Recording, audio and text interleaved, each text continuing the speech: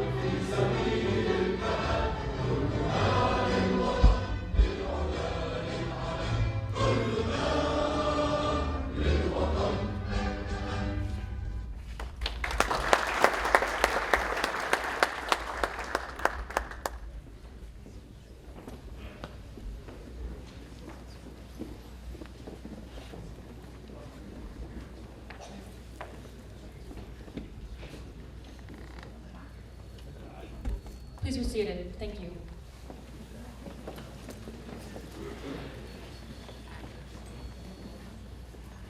أخاطبك اليوم وأنت في عليائك شهيدا في جنات الخلد بإذن الله. في ذكراك التاسعة الوضع مختلفا، فالعدالة باتت أقرب والحقيقة باتت أوضح، ودرب النضال الذي سلكناه منذ استشهادك بات يؤكد يوما بعد يوم لمن أراد إيقاف مسيرتك أن مسيرة رفيق الحريري لم تمت يوما. أخطأ قتلوك فانتصرت عليهم، وكانت شهادتك تكتب بدمائك الذكية تاريخ لبنان الجديد كما أردته قبل استشهادك. نلتقي اليوم لنجدد العهد سويا، فلك منا كل الوفاء وكل العهد بمتابعة المسيرة مع قائد المسيرة دولة الرئيس سعد رفيق الحريري.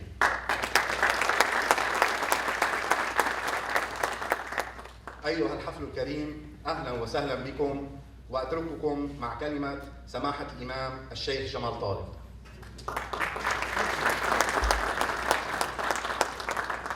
Our first speaker for the evening is Imam Jamal Talib, Imam of the Islamic Center of Southwest Ontario. Please help me welcome Imam Jamal Talib.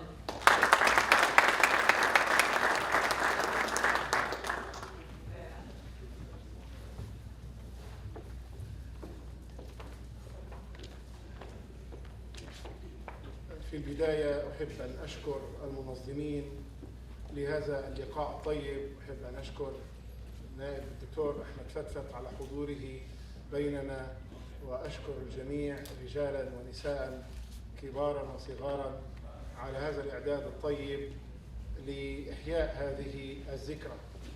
هذه الذكرى لم تمت فينا يوما، لأنها ذكرى المعرفة والعلم، والعلم لا يموت والمعرفة لا تنتهي.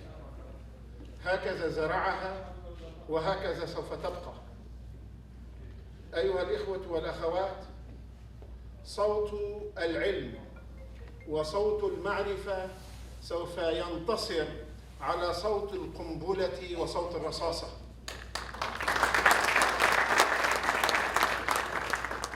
الذين لجأوا إلى الرصاص والذين لجأوا إلى القنبلة هم ضعفاء. هم ضعفاء لأنهم لم يدركوا أن القلم أقوى، وأن القلم أمضى، وأن الكتاب هو الذي سوف يبقى.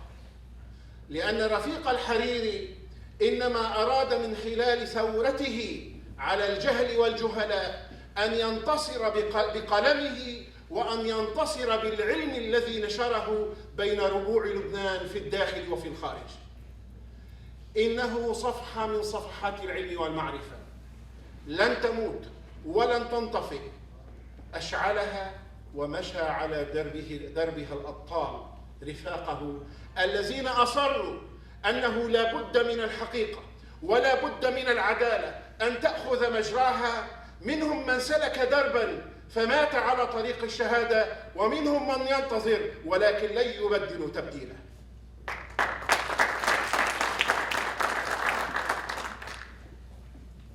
رفيق الحريري انتصر وسوف ينتصر ولن يموت فينا أبدا.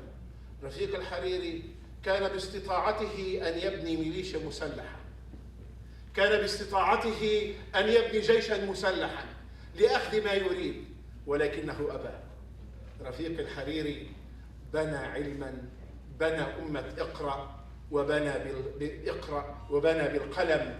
نعم، إنه هذا الذي سوف يبقى، وهكذا ينبغي أن نبقى نعلم الناس الحرف الذي خرج من بلادنا. نحن من علمنا الحرف، وينبغي أن نبقى على هذا الأساس الذي مات من أجله رفيق الحريري. ما أحوجنا أيها الإخوة والأخوات إلى رفيق الحريري في سوريا، ما أحوجنا إلى رفيق الحريري في مصر، ما أحوجنا إلى رفيق الحريري في الجزائر، ما أحوجنا إلى رفيق الحريري في ليبيا، ما أحوجنا إلى رفيق الحريري في السودان، ما أحوجنا إلى رفيق الحريري في الصومال وفي العراق وفي أفغانستان وفي كل مكان. ما أحوجنا إلى رفيق الحريري لينشر قلما وعلما بدل بندقية وصاروخ. لذلك سوف يبقى فينا رفيق الحريري، سوف يبقى كتابا نيرا، علما ساطعا، يبقى في قلوبنا، يبقى في أفئدتنا. كيف لا وهو من علم وثقف وآثر القلم وآثر اقرأ على كل شيء.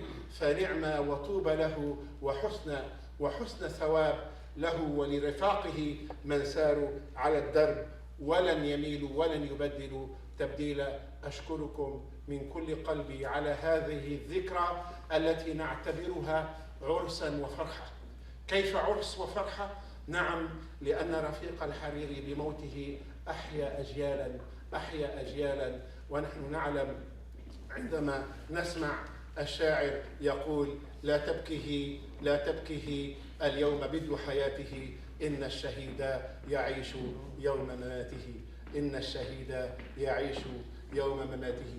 بالحكومة الجديدة وبلبنان الجديد إن شاء الله سوف نرى خيرا بإذن الله تعالى، وسوف نرى العيش الواحد والمشترك سوف يعود في ربيع لبناننا الذي تربينا فيه والذي احتضننا، وسوف ننتصر على هذه المؤامرة، وسوف تحق الحقيقة من خلال المحكمة، وسوف يؤتى بالمجرمين أمام القانون ليأخذوا جزاء ما ارتكبوه من إثم ومن جريمة تجاه القلم وتجاه العلم، وسوف ينال كل منهم جزاءه الذي سوف ننتظره بإذن الله.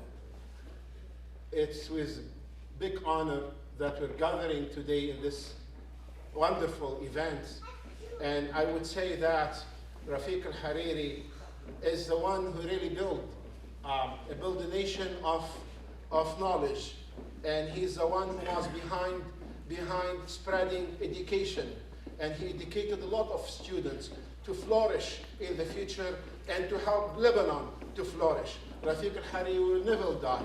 Rafik al-Hariri is in every one of us, and he will continue to flourish within us and within our communities. We'd like to thank the Canadian government, and we'd like to thank the individuals who really opened their heart and who really opened their country for the same treasure that Rafik al-Hariri died for.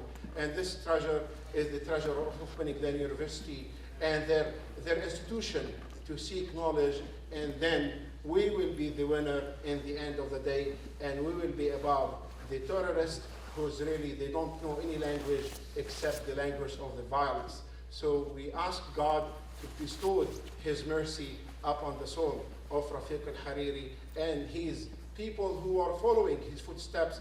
Thank you very much. God bless.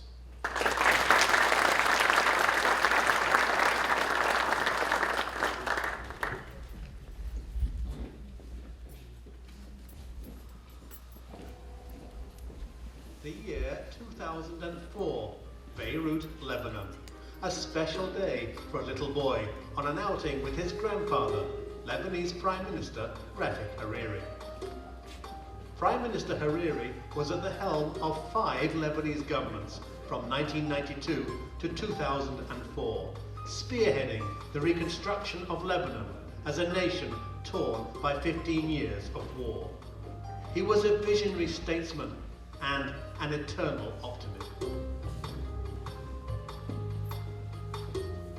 Lebanon is a small country, but a very special one, with a perfect position on the eastern Mediterranean shore, a mild climate throughout the year, a history going back thousands of years, diverse geography, a rich architectural heritage, and a very vibrant lifestyle, which has helped to characterize the Lebanese, a people with religious diversity and cultural wealth.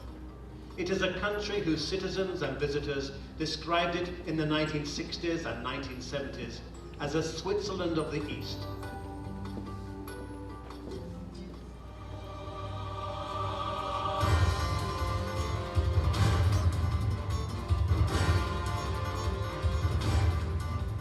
The Lebanese War started in 1975, destroying this country's charm with bombs and bullets. For 16 years, Lebanon was torn apart by factions and militias. The leading democracy in the Arab world became a series of security and sectarian enclaves, plagued by snipers and ruled by warlords. The country was divided into cantons, and its capital, Beirut, was split into 2. Israel invaded Lebanon in 1982, occupying for the first time an Arab capital. Tens of thousands of shells fell on Beirut. The conflict left many thousands of people dead or injured in a country of just 4 million people. People's living conditions were very tragic.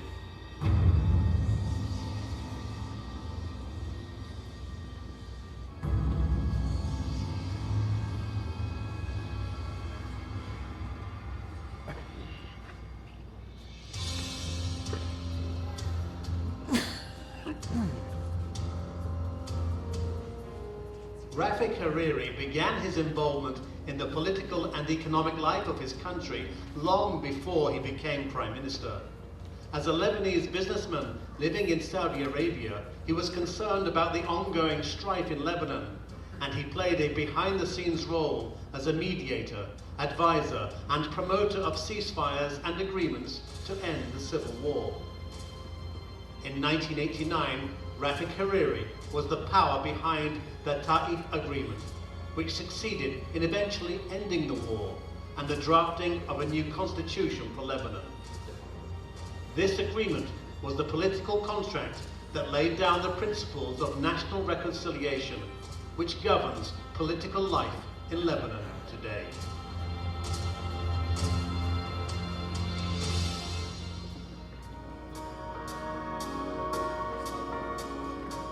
The state was deep in debt in the aftermath of war, and its budget suffered a 50% deficit. Salaries were at their lowest level ever due to soaring inflation. Faced with monumental challenges, the first government of Prime Minister Rafik Hariri took office in 1992. Serious questions were being asked about the capabilities of the government and the ability of Lebanon to develop from a divided and destroyed country into a unified and developing nation. Major works were launched all over the country. Lebanon's road network was overhauled, including resurfacing existing roads, building new roads, and constructing underpasses and overpasses around the country. The water and power systems were rehabilitated, and large-scale communication and mail networks were established. So colossal was the undertaking that Lebanon's Prime Minister Hariri captured the imagination of world leaders for his efforts to rebuild Lebanon and wondered what was driving him. The vision. We know where we were heading. We want to change the image of the country which has been created during the war on one hand. We want to change the situation on the ground which has been happened during the war, and we ask people to come and see. And we have been successful on the three. And this is why Beirut now, it is the jewel of the Middle East. Everybody wants to come to Lebanon, everybody wants to live in Lebanon, everybody likes Lebanon. I love Lebanon. By 2005, he was still soldiering on. And do you still have the willpower, the energy, Of course I do. enthusiasm to carry on with this? Of course. Of course. I am a young man, I am only 60. 145 days later, though, his life was savagely ended. 22 others were also killed in the Beirut bomb attack.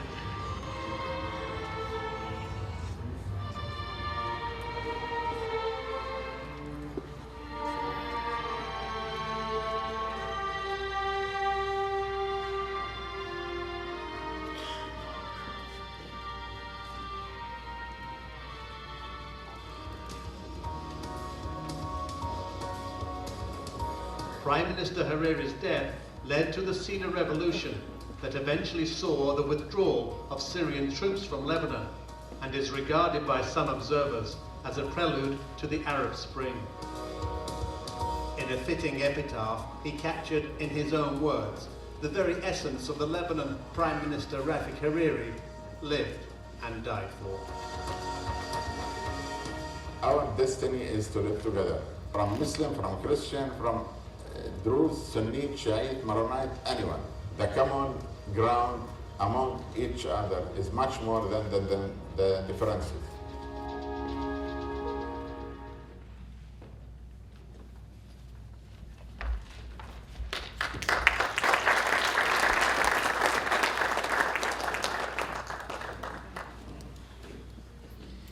سيداتي وسادتي، نلتقي اليوم لنحيي ذكرى قائدنا الذي أخذ منا بطرفة عين في جريمة بشعة ضربت سميم قلوبنا، ولنحتفي في الوقت ذاته ببدء جلسات المحكمة الدولية التي لا بد أن تجلب العدالة له والسلام لقلوبنا.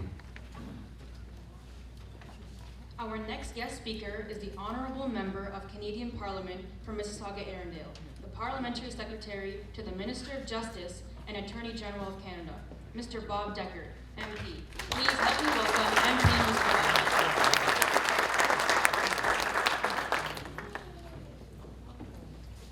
Good evening. Assalamu alaikum. Imam, Dr. Fatfat, friends, I'm very honored to be here again to mark this occasion to honor the memory of Prime Minister Rafik Hariri. Imam, I want to thank you for the words that you said about Prime Minister Hariri, and you, I think, put it very well, why we should remember and honor his memory. He was a man who brought people of all faiths and backgrounds together and protected their rights and their freedoms. That's what we want for Lebanon today and every day. That's what we want for the whole region. Canada is a great supporter of a free, independent, and democratic Lebanon, one that protects the human rights and the religious freedoms of all of its people. And Canada will continue to support the freedom and independence of Lebanon and the security of its borders. About a year ago, I was in The Hague in the Netherlands visiting the International Criminal Court. I was there on behalf of the Canadian Minister of Foreign Affairs, and I had an opportunity to sit down and visit with the lead prosecutor who is prosecuting the case against the murderers of Rafik Hariri. It may be of interest for you to know that he's a Canadian. He's a lawyer from Toronto, and he is considered one of the best prosecutors in the International Criminal Court. The Canadian government supports the International Criminal Court financially and supports politically all of its work, and especially this case, which is so important to bring those responsible for the vicious murder of Rafik Hariri to justice, to show that the world condemns those actions and will not tolerate those types of actions again in Lebanon or anywhere else in the world. It is a way for us to continue as an international community to honor the memory of Rafik Hariri, to ensure that his murderers are brought to justice. And I can assure you that the Canadian government will continue to support that process. So I just want to welcome you all, to say that the Canadian government is very concerned about the situation in Lebanon and the whole region.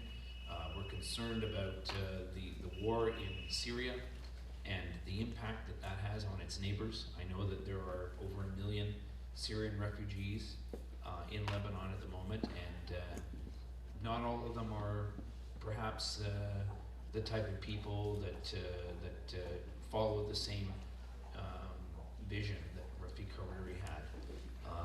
So we hope that the war will end soon, but we also hope that the government of Bashar al-Assad will be replaced with a democratic government which also protects the human rights and freedoms of its people, as Rafik Hariri did in Lebanon. So I just want to say that I want to welcome Dr. Fatfat to Mississauga and to Canada on behalf of Prime Minister Harper and our Minister of Foreign Affairs, Honorable John Baird. We're glad to have you here, sir, and we hope that you have an opportunity to see many more of our cities across Canada, and to meet with our people and to tell every Canadian about the man that Rafik Hariri was and what he stood for, the pluralism that he stood for. Just this past Thursday in our parliament, we heard a speech from His Highness the Aga Khan. He also spoke about pluralism and respect for individual freedoms, religious freedoms, and the need for all people to live in harmony together. That's what we try to do here in Canada, and that's what we want for Lebanon and for that whole region. So thank you for inviting me, and I hope that the rest of the evening is enjoyable and honors the memory of Rafik Hariri. Thank you.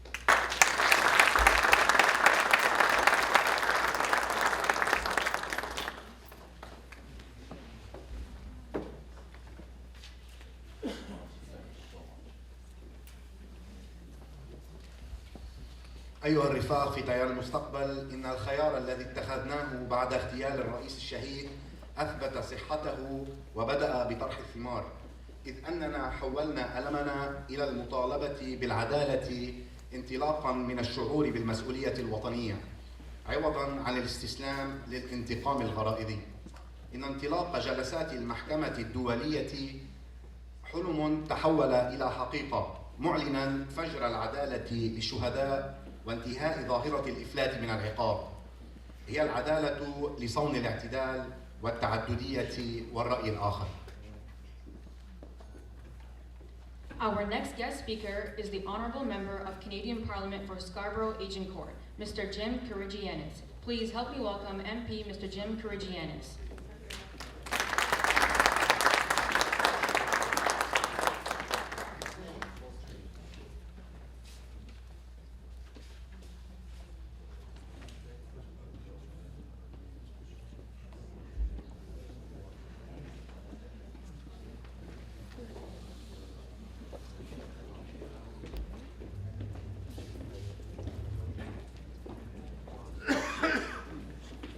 Our Our next guest speaker is a Mississauga City Councilor for Ward 5, Ms. Bonnie Crombie. Let us welcome Councilor Bonnie Crombie.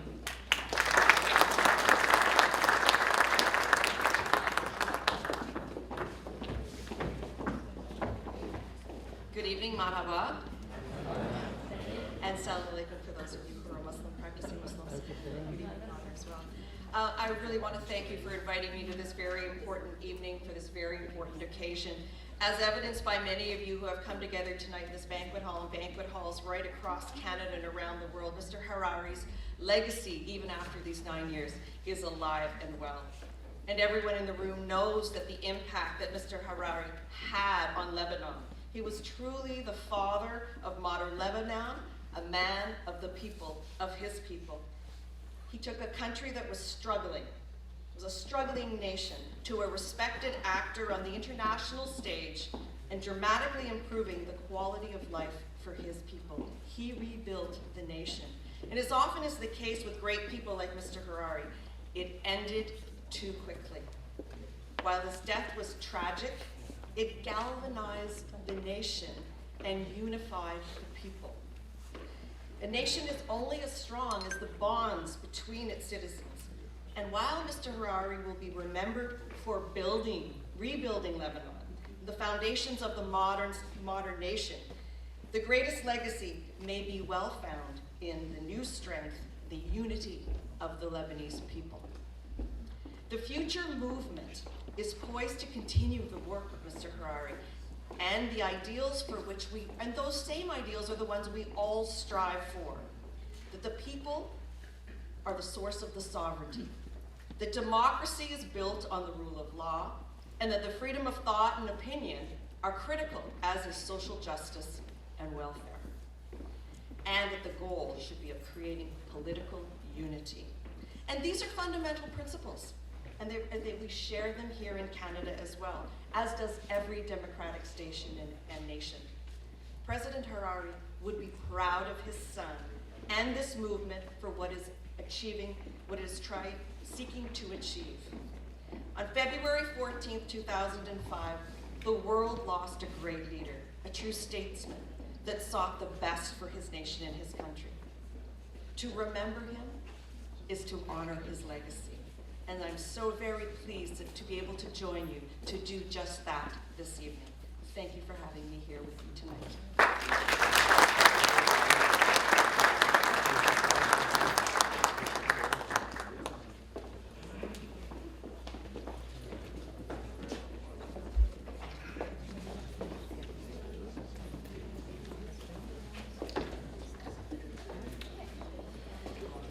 تسع سنوات مرت على محاولة اغتيال الحلم اللبناني. نعم، نسميها محاولة اغتيال لأن المجرمين الذين نجحوا في إلغاء رفيق الحريري جسدياً أخفقوا في التخلص من روحه التي ستبقى حية فينا إلى الأبد. Our next guest speaker is a Mississauga City Councilor for Ward 6, professional engineer, Mr. Ron Starr.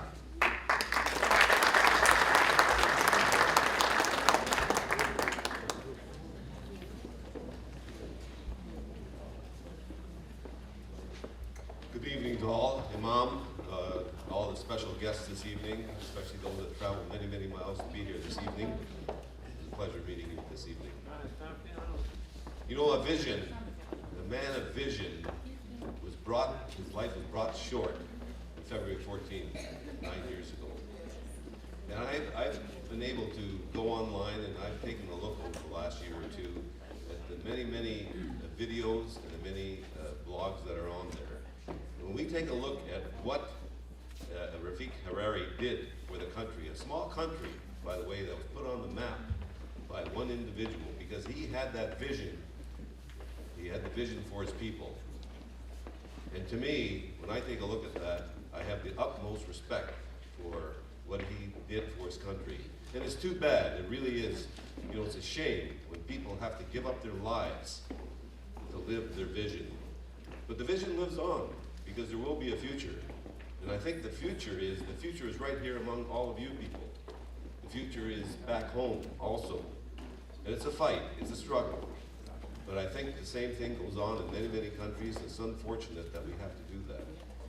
But I live the vision of hope, and hope that eventually, there can be peace, and there can be working together. And it's unfortunate that people have to give up their lives to do that. But today I wanted to certainly bring greetings from the city of Mississauga to all of you, and thank you for coming here this evening. I too have a struggle that we have gone through in our family. Some 80 years ago, the Russians basically killed all of my family. And now, the relatives that I see that were left, we're going through the same thing today. When I talk to my mother's 95 years old, by the way. When I talked to my mother today, she was in tears talking about the struggles that they had way back 80 years ago through the Holodomor. And some of you probably have heard about that. They don't know how many Ukrainians died back then, but it was someplace between 6 million and 10 million that were wiped out. And why? Because of certain causes, certain, I guess, ways of trying to survive. But they had a country, and now we see the same thing happening here. And you know, and I almost put a little bit of a parallel, and I feel so strongly for that. I wore my yellow and blue tie today, by the way.